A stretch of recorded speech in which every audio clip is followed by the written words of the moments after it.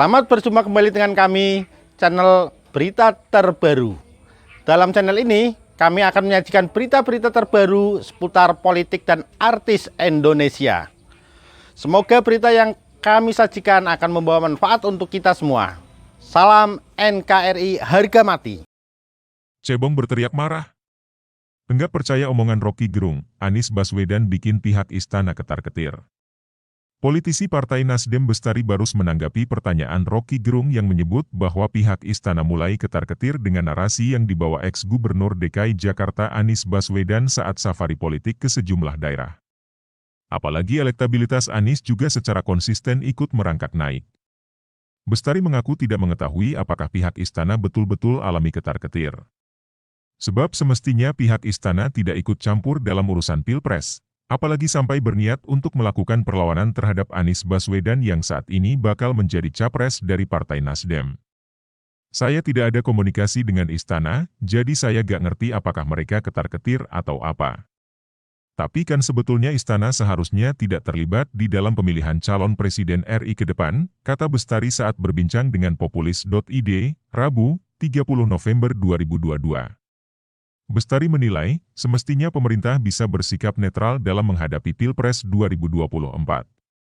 Apalagi, sudah termaktub dalam Undang-Undang Pemilu bahwa pihak yang bisa mengusung capres adalah partai politik dengan catatan dapat memenuhi syarat presidential threshold.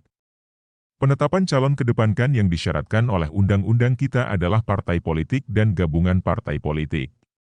Jadi saya kira pemerintah akan netral lah, ujarnya. Tim pemenangan pemilu Nasdem Jawa 1 Banten DKI itu pun menilai singgungan Presiden Joko Widodo soal calon pemimpin berambut putih bukan sebagai bentuk dukungan terhadap salah satu calon. Ia justru memaknai itu sebagai bentuk senda gurau belaka.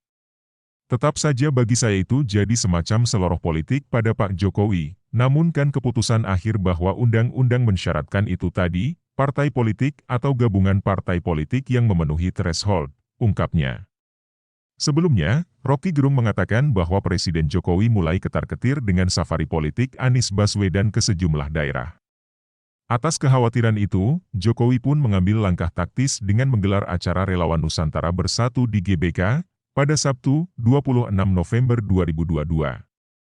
Sebab, kunjungan Anies ke sejumlah daerah seperti ke Medan di Sumatera Utara, Tasikmalaya di Jawa Barat, Yogyakarta, dan Palu di Sulawesi Tengah berhasil mendapat sambutan meriah dari masyarakat. Tetapi begitu Anies beredar ke seluruh Indonesia, cemas lagi istana. Jadi ini reaksi terhadap belusukan Anies yang diterima gegap gempita, ujar Rocky melalui kanal YouTube Rocky Gerung Official dikutip Senin 28 November. Menurut Rocky, istana mulai sadar betapa berbahayanya Anies bagi kelangsungan kekuasaan mereka, padahal Anies baru memulai safarinya setelah dirinya bebas tugas dari jabatan Gubernur DKI Jakarta. Faktor relawan Anies yang bahkan datang dari kader-kader partai penguasa juga dinilai Rocky sebagai modal berharga Anies dalam kontestasi Pilpres 2024. Bagi istana dia bisa hitung yang disebut efek berantai ini, kalau sudah separuh Indonesia itu diasuh relawan Anies ya sudah pemilu selesai sebetulnya, ini euforia susah dipahami, ujar Rocky. Penulis, Moehamad Deni Permana. Editor, Ratu Amanda Distania.